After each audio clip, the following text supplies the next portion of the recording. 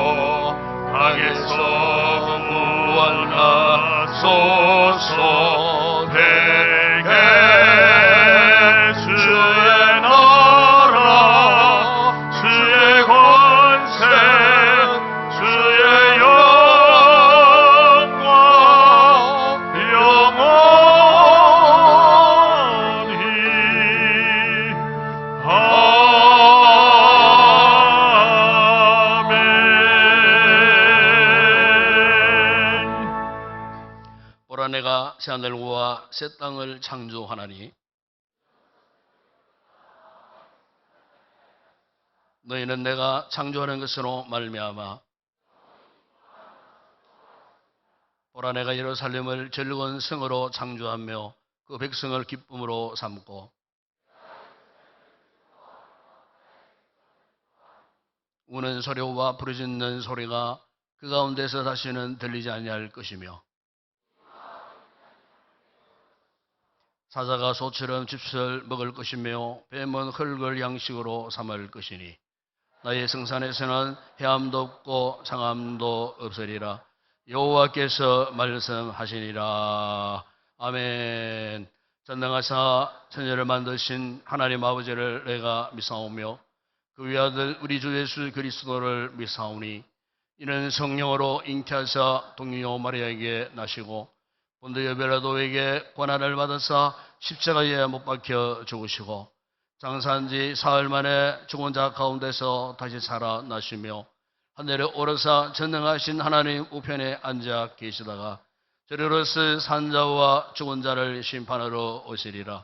성령을 믿사오며 거룩한 공회와 성도와 서로 교통하는 것과 죄를 사하여 주시는 것과 몸이 다시 사는 것과 영원히 사는 것을 믿사옵나이다. 아멘.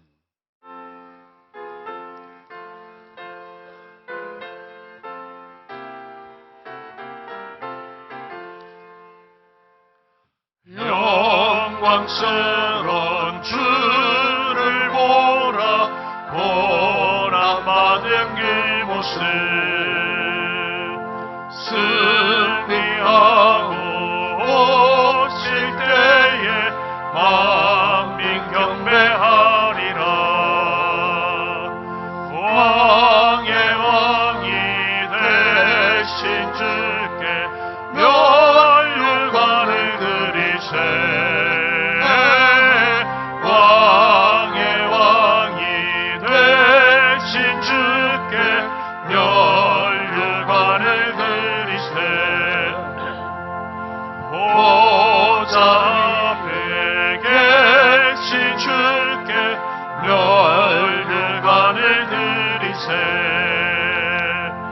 천군 천사 소리 높여 주를 찬송하도다.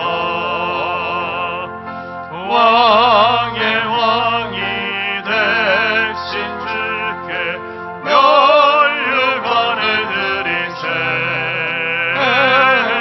왕의 왕이 되신 주께 멸류관을 드리세. 죄인들이 조롱하며 가시관을 씌웠네. 성도들과 천사들은 주의 이름 높이네.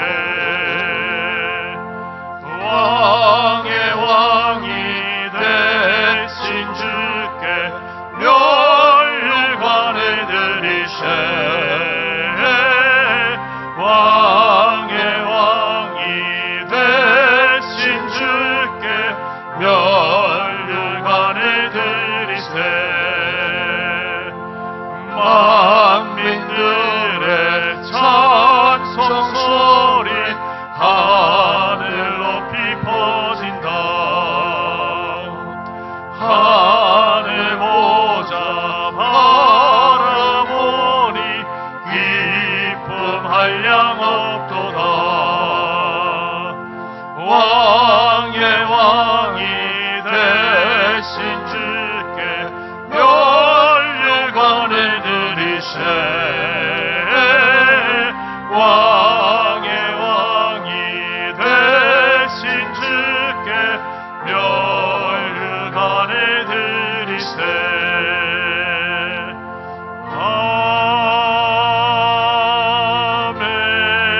아멘.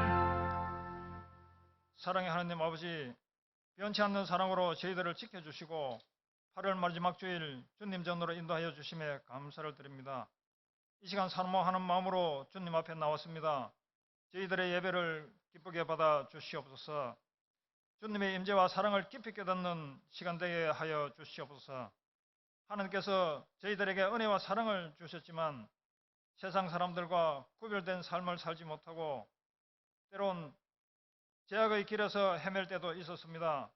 이 시간 모든 것을 십자가 앞에 내려놓고 고백합니다. 저희들을 긍휼히 여기시고 주의 보혈로 용서하여 주시옵소서. 이 시간 신령과 진정으로 예배드리게 하여 주시옵소서. 오늘도 귀한 말씀 들고 서신 목사님 성령으로 붙들어 주셔서 진리의 말씀이 선포되게 하시고 이 시대에 필요한 영의 양식을 내려 주시옵소서. 오직 하나님만을 영화하다는 것을 깨닫게 하시고 늘 깨어 기도하며 주님과 동행하는 삶 살게 하여 주시옵소서. 하나님 아버지, 어제는 여름 셀리더 캠프를 통하여 은혜의 시간을 갖게 하심에 감사를 드립니다. 주신 달란트로 감당해야 할 사명 잘 감당할 수 있게 지혜와 능력을 주시어서 오직 복음의 영광을 나타내며 특별히 우리 교회가 그리스도의 몸된 교회로 이 지역 사회의 빛과 소금의 역할을 감당하는 교회 되게 하여 주시옵소서. 어려움 속에 있는 선교지와 미자립 교회를 위에도 함께 하셔서 어려움 상에서도 복음 전파하시는 주의 종들을 지켜주셔서 복음 사역 잘 감당할 수 있도록 큰 은혜 허락하여 주시옵소서. 하나님 아버지, 연로하신 어르신들 영육을 지켜주시고 물질로 어려움을 겪고 질병으로 힘들어하는 성도님들 기억하여 주시고 주님의 손길로 치료하여 주시옵소서. 하나님의 살아계심을 믿고 구하는 그들의 간구를 속히 이루어 주시옵소서. 예배를 돕기 위해 헌신하는 손길들과 찬양으로 영광 돌리는 찬양대의 찬양을 기쁘게 받아주시고 부르는 대원들과 온 성도들의 마음이 열리며 찬양의 가사가 우리의 삶의 고백이 되게 하여 주시옵소서.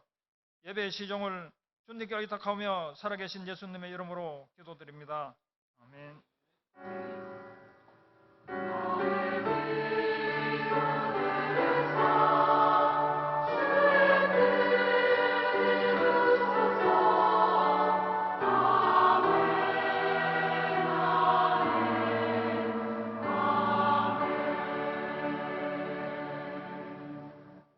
네, 감사합니다. 오늘도 우리 외에 이부 예배에 처음으로 찾아주신 우리 새가족 여러분들 진심으로 환영을 드립니다. 이부 저를 만나주시고 또 축복기도 받으시고 또 이부 예배 후에는 예찬이 준비되어 있습니다. 좋은 식사 맛있게 하시고 또 즐거운 시간 갖고 교회 안내 잘 받고 돌아가 주시면 고맙겠습니다.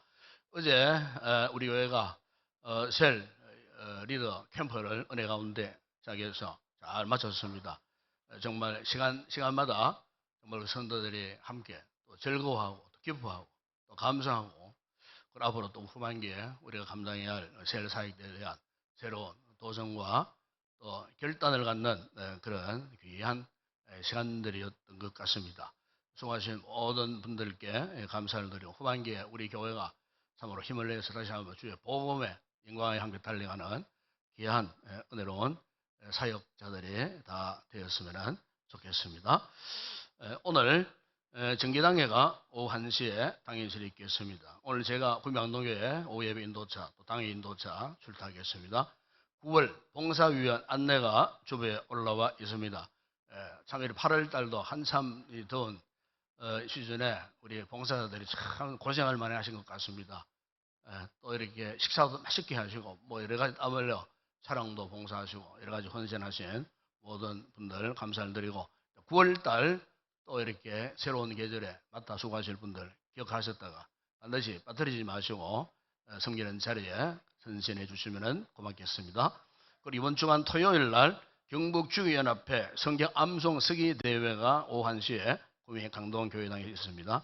이번 주간 교육자 휴관 김미라 중사님입니다. 그리고 다음 주일 9월 첫째 주간부터 이제 가을 행복 모임이 시작되겠습니다. 그래서 이 주간에 우리 각 행복 모임에서 멤버들 조직을 하셔갖고 이번 주 중에 교육자실로 보고해 주시면 다음 주 주부터 명단들이 조직이 올라가도록 그렇게 하겠습니다. 그리고 40기 새가족 수료식이 다음 주 2부 예배 시에 있겠습니다. 원래가 2부 예배 후에 있습니다. 다음 주 새벽 기도는 조효연 지사님 특성원 남 5에서 8세 가족이 담당합니다.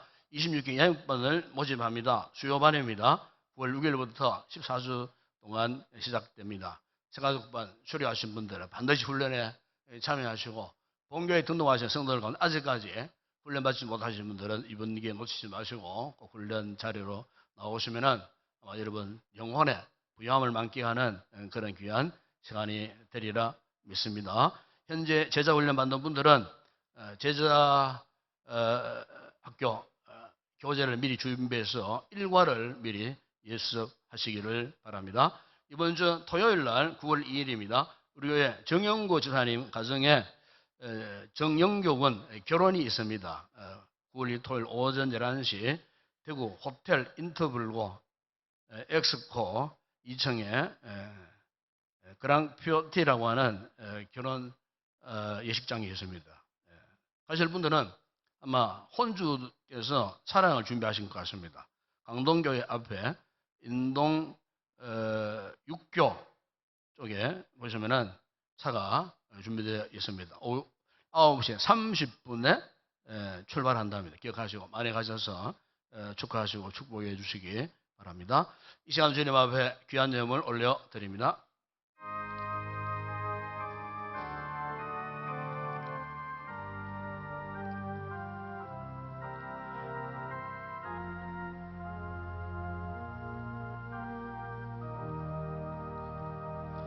우리 아버지 하나님, 오늘도 주의 날 거룩한 예배자로 우리가 올라오면서 빈손으로 오지 않고 아버지 앞에 먼저 믿음의 귀한 예물들을 준비했습니다. 특별히 믿음으로 드리는 소독의 11조를 주님 축복해 주시고 우리 성도들의 각 개인과 가정과 기업과 범사에 복을 주시되 특별히 저들의 소독의 잔이 날마다 융성하게 넘치는 복을 누리게 하여 주시고 또 아름다운 감사의 귀한 고백을 담은 예물들 위에도 축복하실 때 더 많은 감사의 풍성한 열매 맺게 하시고 세계 선교 국내 전도 교회 건축과 주일 예물 드리는 그 모든 성도들의 손길을 축복하시고 특별히 이 예물이 참으로 하나님 앞에 영광되게 하시고 복음을 힘있게 전파하는 곳에 쓰임받는 귀한 예물들 되게 하여 주시옵소서. 오늘도 이렇게 예배를 듣고 섬기는 모든 헌신자들, 특별히 우리 찬양대원들 성령의 기름 부으심으로 충만한 아름다운 찬양 영의 찬양에 대해 하나님 앞에 영광 되게 하여 주옵시며 시간동과 몸을 들여 헌신하는 모든 봉사자들 땀 흘려 수고하는 수고에 주의 크신 은혜와 복이 함께 하시리라 믿습니다. 기쁨으로 잘 감당하는 모든 섬김의 헌신자들이 되어줄 수 있도록 은혜를 베푸시고 또 우리 주일학교를 축복하여 주시고 수고한 교사들에게 은혜를 베푸시고 우리 자녀들 믿음 안에 말씀 안에 잘 자라나서 훗날에 믿음의 큰 사람들 되게 하여 주시고 뼈에 투여 있는 우리 자녀들에게는 지혜와 총명을 주시고 우등생들이 되는 귀한 우리 복스러운 자녀들 되게 하여 주시옵소서. 오늘의 모든 예물 헌물을 주의 성 올려드립니다. 축복하실 때 오병의 놀라운 역사가 일어나게 하시고 열두왕실에 남는 풍성한 은혜와 복을 받아 누리게 하여 주시옵소서. 예수님의 이름으로 기도드리옵나이다. 아멘.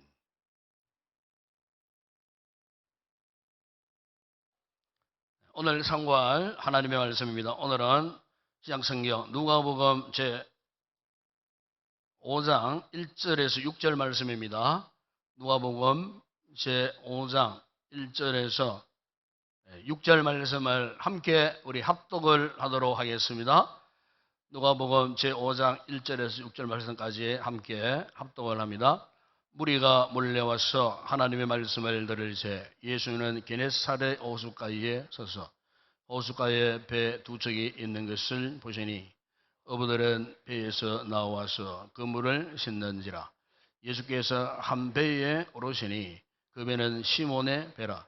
육지에서 조금 떼기를 청하시고 앉아서 배에서 무리를 가르치시더니 말씀을 마치시고 시몬에게 이르시되 깊은 데로 가서 그물을 내려 고기를 잡으라. 시몬이 대답하여 이르되 선생님 우리들이 밤이 새도록 수고하였으되 잡은 것이 없지만은 말씀에 의지하여 내가 그물을 내리리다 하고 그렇게 하니 고기를 잡은 것이 심히 많아 그물이 찢어지는지라. 아멘.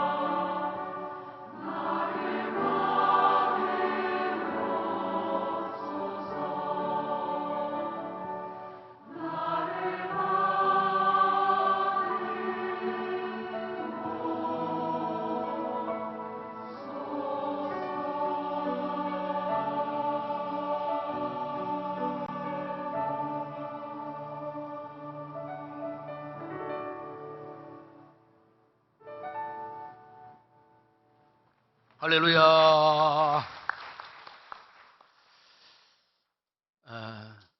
극한 직업이라는 TV 프로가 있습니다. 언젠가 한 선장이 전날 밤에 배를 타고 조업을 나갔습니다. 참 기대를 갖고 조업을 나가더랬는데 갑자기 바람이 불기 시작했습니다. 그래서 목표 어획량을 이렇게 잡지 못한 채 참 이렇게 허탈한 마음으로 이제 동이 트는 새벽에 다시 폭우로 귀향하는 그런 시간이었습니다. 그때 이제 이 방송 취재자 함께 동승했던 프로그램 담당 PD가 허탈해하는 그 선장에게 이런 질문을 던졌습니다. 선장님, 어느 정도까지 고기를 잡아야 만선입니까? 이렇게 물으니까 이제 선장의 참 그 모습이 선장 같지 않는 굉장히 참 득스럽게 생겼어요. 아주 유순하게 부드럽게 생긴 거친 그 파도를 헤치고 고기를 잡는 분치고는 굉장히 외모적으로 보기에 참 이렇게 유순하게 그렇게 보였는데 이분이 그 외모와 같이 이런 말씀을 하는 겁니다. 내 마음이 만선이지요. 만선이라는 특별한 규정은 없습니다. 늘 바보처럼 웃으면서 합니다. 고기를 많이 잡아도 웃고 많이 잡지 못해도 항상 웃습니다. 이렇게 항상 웃는 것이 만선이지요 하면서 참 명언 같은 말씀을 하는 겁니다. 그래서 옆에 있던 보수 않는 그 선원 역시도 이 선장과 비슷한 말을 하면서 우리는요 이렇게 때로는 고기를 잡으러 가가지고 막 그물을 이렇게 치고 저렇게 쳐다보게 되면은 다른 배에 이 그물을 하고 막 때로는 얽힐 때가 있습니다. 그러면은 어떤 배는 저쪽에서 막 소리를 지르고 욕을 하고 막 이렇게 하지만은 우리는 절대로 그렇게 하지 않습니다. 우리는 어지간해서는 싸우질 않습니다. 이왕 벌어진 일, 어차피 해야 할 일, 웃으면서 하죠. 그 선장의 그 선언같이 정말로 그 방송을 이렇게 듣는데 그들의 멘트를 이렇게 들으면서 왠지 모르게 굉장히 마음에 감동이 왔어요. 참 바다 사나이들이 거친 항해에서 참 때로는 참 이렇게 파도와 싸우고 때로는 이렇게 지금처럼 만선이 아니지만은 마치 만선을 해서 귀향하는 그 풍성한 마음처럼 어떻게 저런 말씀을 할 수 있을까? 그런데 그 방송 맞아 멘트에 이것은 어부들의 자문입니다. 하는 멘트가 딱 들어요. 또 한 번 큰 감동이 오는 거예요.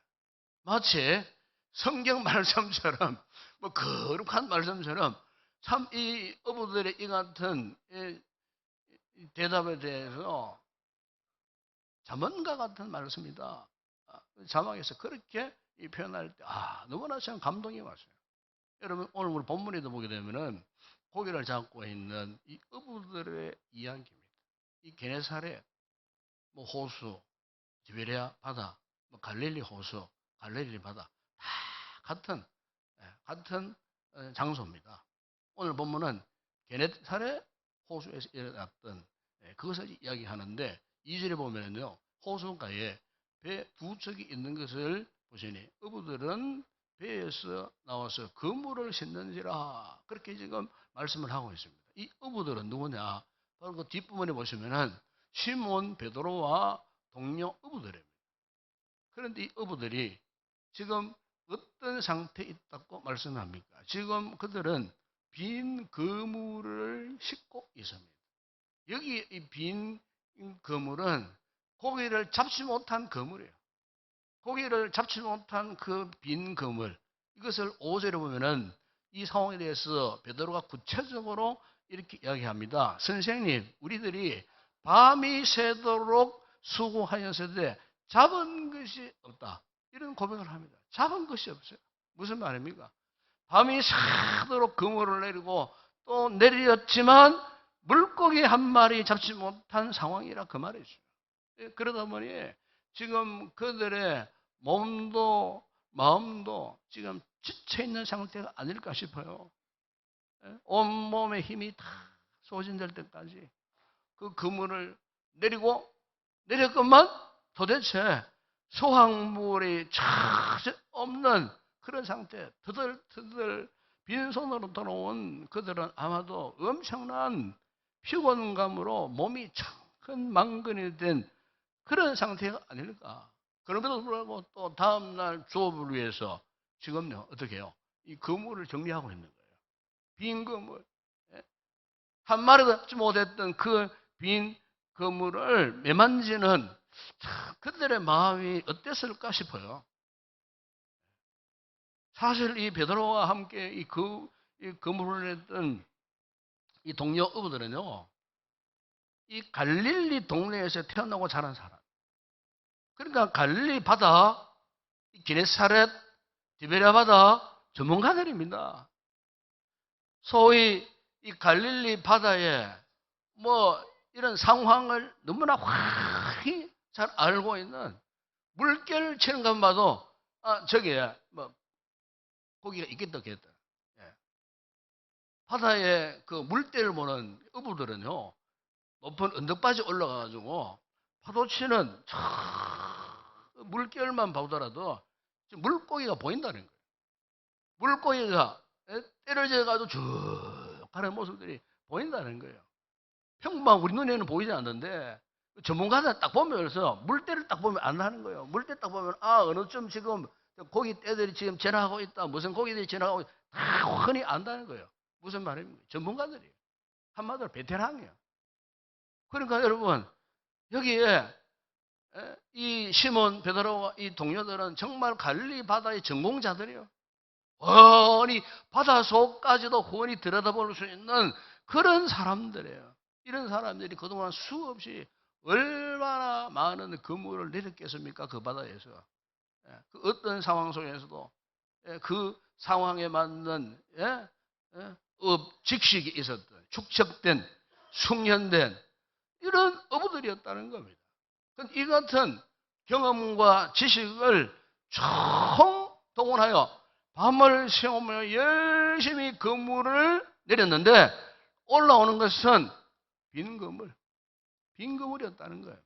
사랑하는 여러분, 우리가 삶을 살다가 언제 우리 마음이 극도로 피곤해지고 절망감으로 무너져 내리는가 하면요, 내가 가진 상식과 지식과 이 경험 등이 무용지물 될 때요. 통하지 않을 때라 그 말이에요. 지금까지 관대했던 세상이 일순간 나를 향해 등을 돌려버리는 순간, 그토록 믿었던 내 삶이, 내 능력이 물론 힘도 발휘하지 못한, 그야말로 내 인생 자체가 부조리 같고, 내 스스로가 볼 때 내 인생 정말 무자비하다 생각되는 그 순간, 대개 이런 상황에서 사람들은요, 이 좌절의 끝을 경험하는 겁니다. 그리고 오늘 본문에 나오는 베드로와 그 동료 어부들의 상황도 그러했어요. 그들은 밤이 새도록 수고했어요. 처음에는 아마 이렇게 서로 위로했겠어요. 이런 일이 있을 수 있지. 서로 이렇게 서로 위로했겠죠. 스스로가. 그런데 아무리 그물을 던져도 도대체 고기가 잡히지 않는 거예요. 그런데 전혀 반응이 없다는 거예요. 그리고 그 같은 시간이 지나자 드디어 그들의 마음이 동요됩니다. 막 흔들립니다. 그러니까 그 빈 그물을 끌어올리는 그 허탈감, 얼마나 괴롭겠어요. 얼마나 고통스러웠겠어요. 여태까지 이런 일이 없었는데 도대체 오늘 밤에는 왜 이런가? 왜 이렇게 고기가 전혀 잡히지 않을까? 아마도 어부였다면요, 뭐 고민이 아닐 수가 없죠. 걱정이 그야말로 막 가슴을 짓누르고, 심지어 은근히 안 잡히면 그렇잖아. 사람들의 마음에, 괜시리 마음에 분노가 막 일어나고 짜증이 막 일어날 수도 있지 않겠어요? 예. 왜냐하면 그간에 그들의 경험, 지식, 상식, 그것들이 무너지는 상황이어서니까 상당히 아마도 고민스러운 밤이 아니었을까 싶습니다. 여러분, 요즘 우리 시대 상황을 보면요, 마치 오늘 본문에서 시몬 베드로가 경험했던 이런 상황과 지금 같지 않나 싶어요. 옛날 여러분 50년대, 60년대 농경시대, 농업을 주산업으로 했던 우리나라 같은 경우에 보십시오. 그때는 뭐 땅만 있으면 잘 살았어요. 예? 도시보다 농촌이 더 잘 살았다니까요. 땅만 있으면. 왜? 땅만 있으면 열심으로 일하고 땀 흘리고 그것에 그러면 상하는 열매를 맺게 되어 있어요. 이른 아침에 일어나가지고 밭을 메고 실을 뿌리고 갖고 오면은 때가 지나면 가을쯤 되면은 풍성한 결실을 얻었던 그런 때가 있어요. 차라리 그때가요, 정말 편한 행복한 시대였어요. 그때가 차라리. 또 산업화 시대 70년대 쭉 보십시오.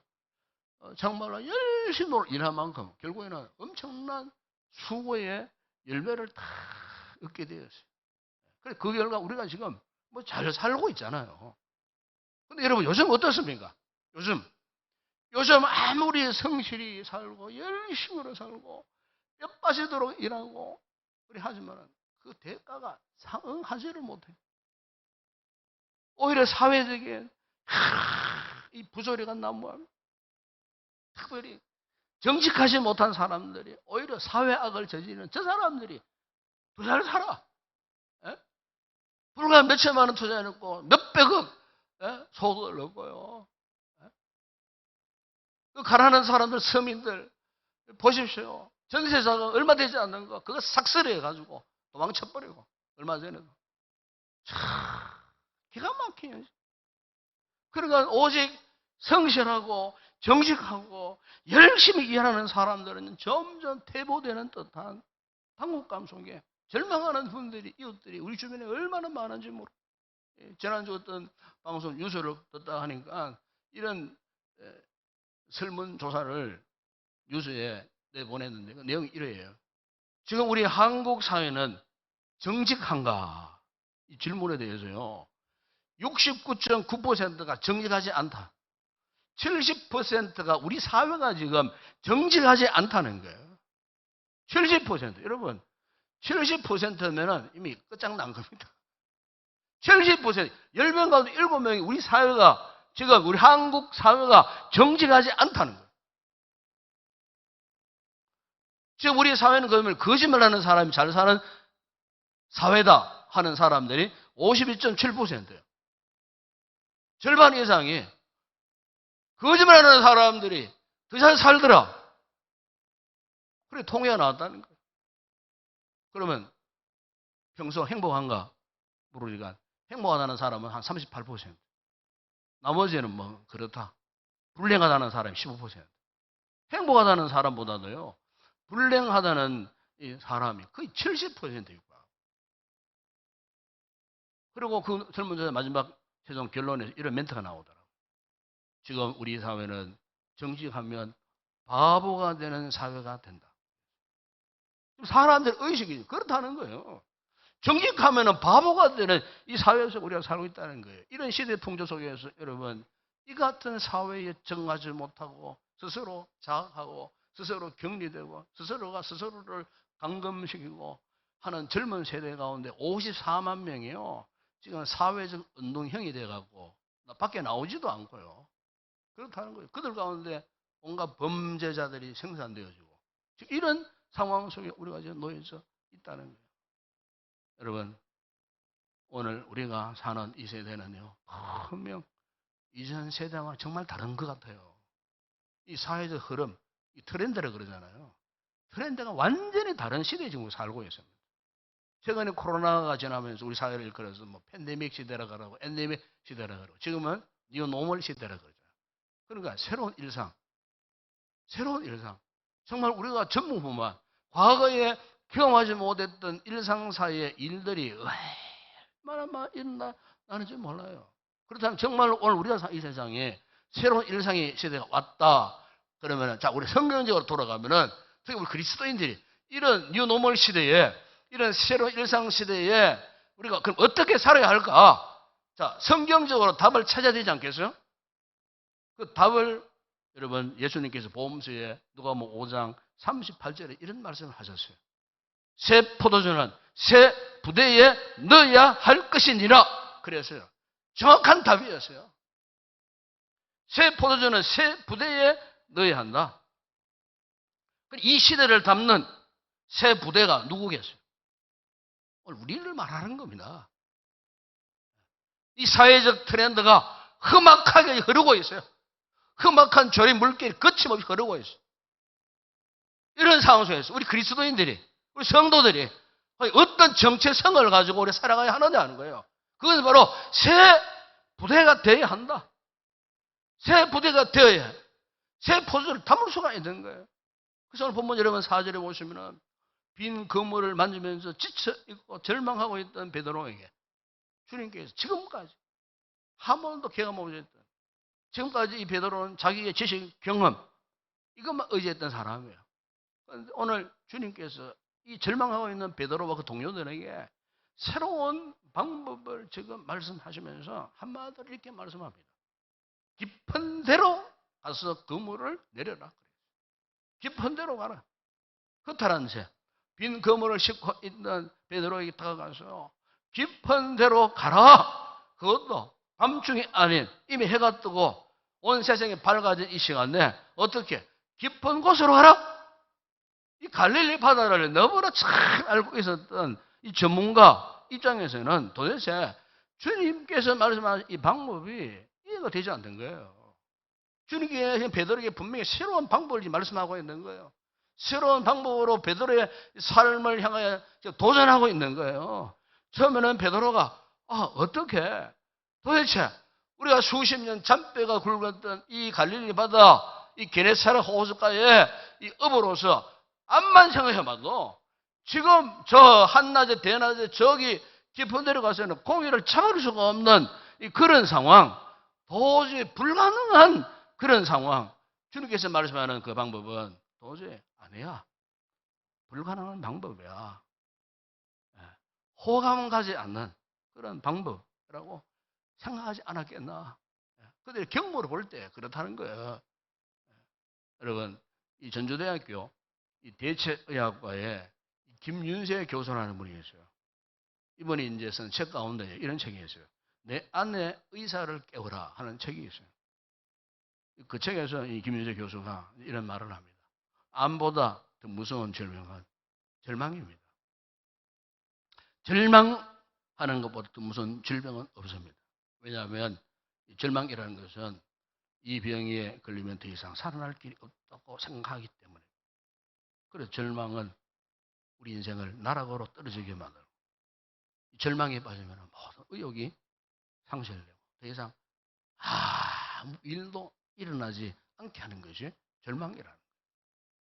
그러나 이 절망을 이겨낼 수 있는 특효약이 있는데 그것이 바로 희망입니다. 희망은 절망에 빠진 사람을 일으킬 수 있는 특효약입니다. 희망을 품은 사람은 어떤 상황 속에서도 다시 일어날 수가 있습니다. 그러면서 이번에 어떤 식구를 인용을 하고 소개를 하는데 그게 참 너무 마음에 들었어요. 거기 보면 이런 내용이에요. 물소리도 끝나고 더 나아갈 수 없는 곳, 이제는 더 이상 길이 없는가 여겼더니 푸른 버들 흩날리고 붉은 꽃 만발한 곳, 그곳에 또 하나의 마을이 있었네. 그러니까 자, 물소리도 들리지 않아요. 적막한 곳이라고. 더 이상 길도 안 보여. 그런데 마지막 순간에 또 하나의 마을이 보였다. 그렇게 표현합니다. 길을 가다가 우리 인생길을 말하는 거예요. 길을 가다가 막다른 길이라 생각했을 만큼 너무나 적막하고 외롭고 고독했던 그 길, 인적조차 간 곳 없는 그곳, 그런데 자세히 살펴보니까 그 길 끝에 푸른 버들이 막 흩날리고 붉은 꽃망울들이 막 눈에 들어오고, 그래서 얼마 전 하나라도 이제 끝이다 싶었는데 그 마지막 순간에 뜻밖의 마을이 그 눈에 들어오더라. 이 시인이 그걸 표현을 해요. 그 마을이라는 게 뭐냐? 희망이라는 희망. 희망이 눈에 들어오더라는 거예요. 희망이 눈에 들어오니까 그동안 고통스러운 순간이 다 뒤로 물러가게 되고 한숨을 돌리게 되고 물 한 모금이라도 먹을 수 있는 여유가 생기게 되고, 그러면 다시 새 힘을 얻을 수 있는 기회가 주어지더라는 거예요. 그 아무것도 아닌 것 같아도 마지막에 들어오는 그 마을, 그 마치 사막의 오아시스와 같은 그 마을, 즉 희망. 시인이 희망을 그렇게 표현했다는 거예요. 여러분, 사람들은요, 이래요. 대개 자기 능력의 한계를 극복할 때 성장합니다. 삶의 한계를 극복할 때 그분의 삶이 성숙해집니다. 그런데 때로는 내 능력으로 극복할 수 있는 한계를 막다떨어질 때에 한순간에 모든 것을 포기하는 사람이었습니다. 좌절하는 사람이었습니다. 절망하는 사람이었습니다. 그러면요, 회복하기 힘듭니다, 여러분. 우리 어떤 상황 속에서도 이 절망만큼은요, 하면 안 돼요. 내 지식, 내 능력, 내 경험으로 감당할 수 없는 이 같은 인생의 한계를 만났을 때에, 그렇다면 지금 나에게 필요한 것이 뭘까? 지금 우리에게 필요한 것이 뭘까? 우리 그리스도인들에게 필요한 것이 뭘까? 그 시인이 발견했던 것처럼 푸른 버들이 흩날리고 붉은 꽃망울이 있는 곳, 희망을 주는 전혀 뜻하지 않았던 그 마을을 볼 수 있는 그 눈이 있어야 되지 않겠는가?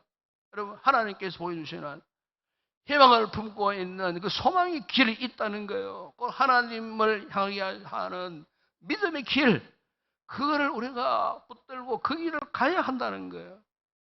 하나님만을 진정 나의 소망으로 삼고 힘을 내고 일어서서 그래 가야 한다는 거예요. 그래서 여러분, 시편의 다윗이 시편 49편 7절에 이런 고백을 합니다.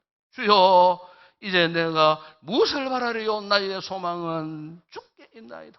그래서 다윗이 참 힘들고 막막한 인생길, 주변의 황야에 그 바위도 도와주지 못하고 그를 도와줄 건 아무것도 없었어요. 그런데 그가 그 황량한 광야에서 울면서 주님 앞에 외치면서 고백하는 것이 뭐냐? 오직 주님만이 나의 소망이십니다. 내가 누구를 바라겠습니까? 하나님만 바라볼 수밖에 없습니다. 하나님이 나의 소망이십니다. 시편 여러분 43편 5절에서 또 고백합니다. 내 영혼아, 내가 어찌하여 낙심하며 어찌하여 내 속에서 불안해하는가? 너는 하나님께 소망을 두라. 그가 나타나도 오심으로 말미암아 내 하나님을 여전히 어떻게 해요? 찬송하리로다. 찬송하리로다. 여러분, 우리가 잘 알고 있는 창세기 22장에 보면요, 거기 참 저는 이 말씀을 읽을 때마다, 묵상할 때마다 날마다 새로운 은혜가 임하는데, 역시 오늘 이 말씀을 인용하고 싶은데요, 여기 보면은 아브라함은 그의 인생에 있어서 너무나 큰 시련에 지금 빠졌어요. 그가 100세 때 귀한 아들을 얻은 이삭, 정말 얼마나 귀한 아들입니까? 하나님 어느 날 그 아들을요, 모리아 산상에 번제물로 바쳐라는 거예요. 참 인간적으로 한번 생각해 보세요. 얼마나 고통스러운 순간 아니겠어요? 어떻게 하나님께서 분명히 나와 언약하셨고 내가 이 자를 얻기까지 무려 25년 동안 기다렸다. 막 금쪽 같은 새끼인데 이걸 어떻게 해? 무자비하게 번제물로 바치라 하실까? 제가 말씀을 조금 이렇게 생각해 보니까 아마 아브라함에게 뭔가 처음에는 배신감 느끼지 않았을까? 하나님께 대한 배신감. 왜? 하나님이 어떻게 이럴 수가 있는가 싶은 생각이 들면요. 사람은 그래요. 배신감이 오는 거예요. 또 인간적인 비애, 절망감, 낙담. 이렇게 할 수밖에 없던 상황인데요. 여러분, 아브라함 어떻게 했습니까? 하나님의 말씀에 즉시 순종했습니다. 놀랍게도 이제 끝이라 생각했던 그 순간에 아브라함은 믿음으로 반응을 한 거예요. 그가 지금까지 한 번도 경험하지 못했던 하나님께 예배 놓으신 새로운 길을 보게 된 거예요. 하나님께서 그 아들 대신에 어떻게 했습니까? 숲풀에 뿌리 걸려있는 양으로 번제를 드리고 그 땅의 이름을 아브라함이 직접 고백하는데 그 이름은 창세기 22장 14절에서 이런 말씀이 있습니다. 아브라함이 그 땅 이름을 여호와 이레라 하였으므로 오늘까지 사람들이 이르기를 여호와의 산에서 준비되리라 하더라. 훗날에 그 산이 호렙 산이자 시온산입니다. 시온산. 훗날에 그곳에 하나님의 거룩한 성전이 들어서는 여호와의 산, 하나님의 산, 시온산, 영광스러운 산. 여러분, 하나님께서 아브라함을 그냥 믿음의 사람으로 세우신 건 아니에요. 우리가 믿음으로 살면요, 그냥 뭐 그럭저럭 살아가는 삶이 아니에요. 아브라함처럼 하나님께서 우리의 장래를 보장하시는 거예요. 그래서 우리가 믿음으로 살아야 되는 거예요. 아무리 힘들고 아무리 고통스럽고 아무리 아프고 절망스러워도 믿음으로 이 아픔을 해석을 해야 되고요. 이 고통스러움을 해석을 해야 돼요. 오직 의인은 믿음으로 살리라 그랬잖아요. 여러분, 믿음이 뭡니까? 눈에 보여야 믿음입니까? 내가 뭘 손으로 만져봐야 느껴봐야 믿음입니까? 믿음은 바라는 것들이 세상이고 보지 못하는 것 정거라 그랬거든요. 믿음의 역사는 당장 눈에 안 보여요. 믿음의 역사는 당장 우리 현실에 암담하다니까. 왜 실망합니까? 왜 절망합니까? 아브라함처럼 믿음으로 반응해야 되는 거예요. 여러분, 오늘 본문에서 갈릴리 전문가 시몬 베드로 역시 자신의 지식, 자신의 경험을 바탕으로 밤새도록 그물을 던지고 고기를 잡았지만 잡은 것이 없었던 그 절망의 순간에 주님께서 베드로에게 제시하셨던 지금까지 한 번도 경험하지 못했던 시도해 볼 수도 없었던 새로운 방법을 그에게 도전했습니다. 깊은 데로 가서 그물을 내려 고기를 잡으라 했을 때 5절에 보세요. 베드로가 이 말씀에 바로 즉각 응답합니다. 선생님, 우리들이 밤이 새도록 수고했을 때 잡은 것이 없지만은 말씀에 의지하여 내가 그물을 내리겠습니다. 그 같은 영적 도전에 대한 순종의 결과가 6절에 이렇게 말씀하지 않습니까? 그렇게 하니 고기를 잡은 것이 힘이 많아 그물이 찢어지는지라. 상상을 초월하는 지금까지 한 번도 경험할 수 없었던 영적인 소위 뉴노멀 일상을 경험한 거예요. 저는 여러분, 이것이 믿음 생활이 아닌가 싶어요. 믿음 생활은 해볼만 합니다, 여러분. 즉, 하나님을 소망으로 삼고 한번 결판을 내볼 필요가 있어요.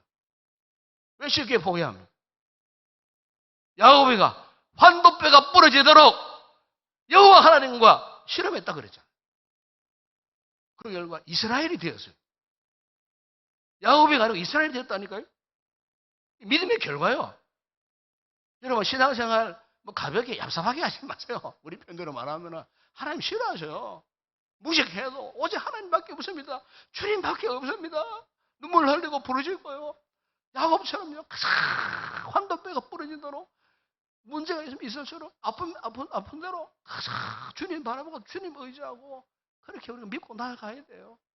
주님이 그 같은 모습을 원하고 계시는 거예요.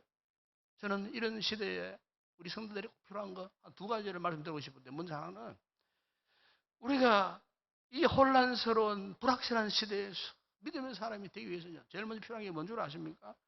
영적인 안목이 분명히 있어야 돼요. 영적인 안목. 영적인 통찰력이 있어야 돼요. 예? 이 통찰력이라는 것은 뭐 세상 사물을 보는 게 아니에요. 이 시대를 분별할 수 있는, 이 시대에 흐르는 영적인 상황을 분별할 수 있는 그 통찰력을 말하는 거예요. 예?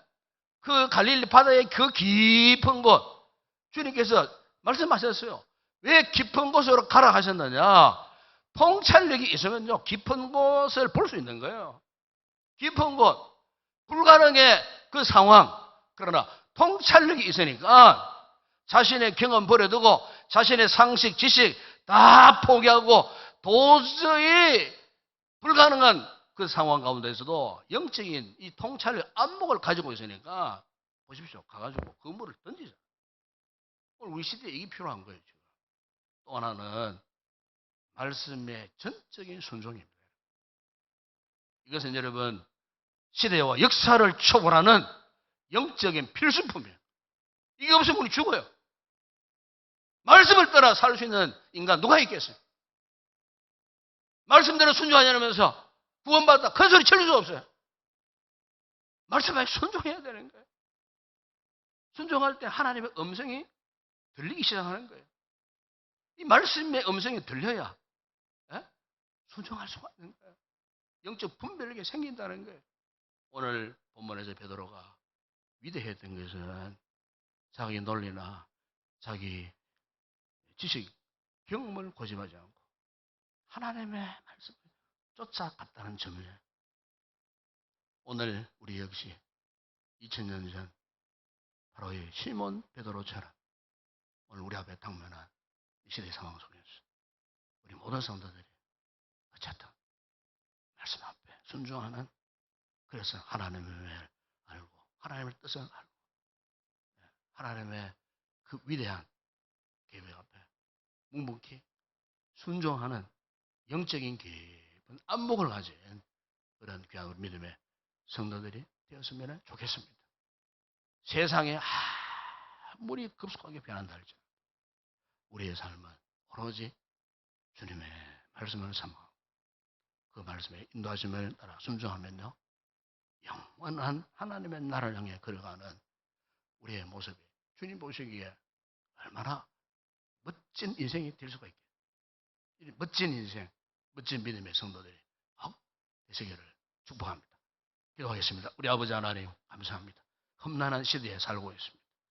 온갖 세상에 질서가 난무하는 세상적 트렌드가 참으로 험악한 물결처럼 흐르는 이런 시대 속에 주여, 우리가 영적인 눈이 열려지지 않으면, 주의 말씀을 제대로 듣지 못하면 그 물결 따라 흘러가며 살 수밖에 없는 나약한 저희들, 이 시대에 우리에게 꼭 필요한 것이 무엇인지 오늘 베드로의 이 같은 믿음의 역사를 통하여서 보게 하셨습니다. 깊은 데로 가서 그 문을 던질 수 있는 믿음의 결단과 용단을 우리에게도 허락하여 주시옵소서.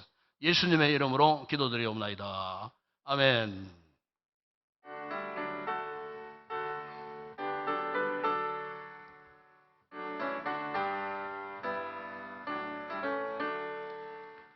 예수로 나의 구주 삼고 성령과 비로소 거듭나니 이 세상에서 내 영혼이 하늘의 영광 누리로다.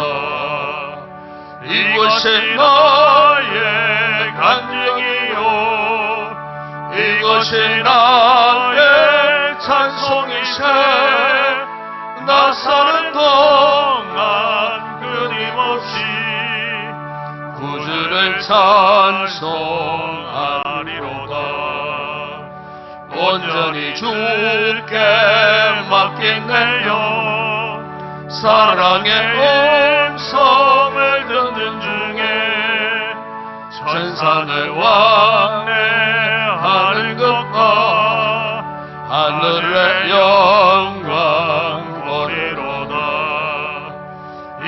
이것이 나의 간증이요 이것이 나의 찬송이세 나 사는 동안 끊임없이 구주를 찬송하리로다 주 안에 기쁨 노래보러 마음의 풍랑이 잔잔하니 세상과 나는 강고 듣고 구속한 주만 보이도다 이것이 나의 간증이요 이것이 나의 찬송이세 나 사는 동안 끊임없이 구주를 찬송하리로다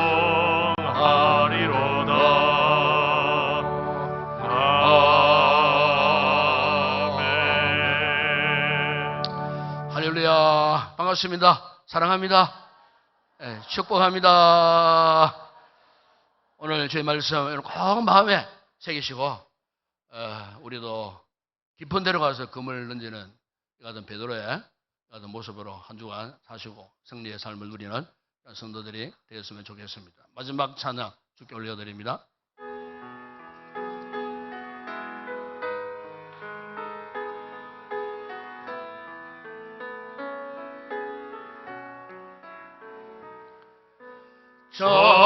전심으로 준 찬양 주의 이름 높이 올려드리세 위대하신 하나님 온 땅 위에 높이 올려드리세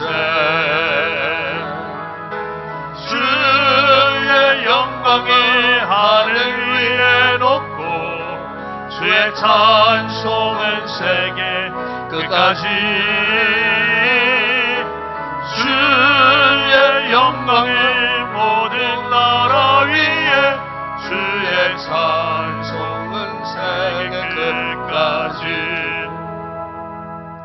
지금은 우리 주 예수 그리스도의 은혜와 하나님 우리 아버지의 무한하신 사랑하심과 성령의 위로와 교통과 충만하신 은혜가 지금 우리에게 필요한 그 깊은 데로 가서 그물을 내릴 수 있는 믿음의 결단, 놀라운 믿음으로 무장해서 그 막한 세파를 이기고 한 주간도 승리의 삶을 살기로 결단하고 돌아가는 여기 있는 우리 모든 성도들 머리 위에 저들의 가족과 가정과 범사와 온난 예배를 드리는 성도들과 그 가정들 위에 우리 교회와 이 나라와 이 민족과 우리의 선교지 사역하는 주의 종들 가운데 이제와 영원토록 함께 있을지어다. 아멘.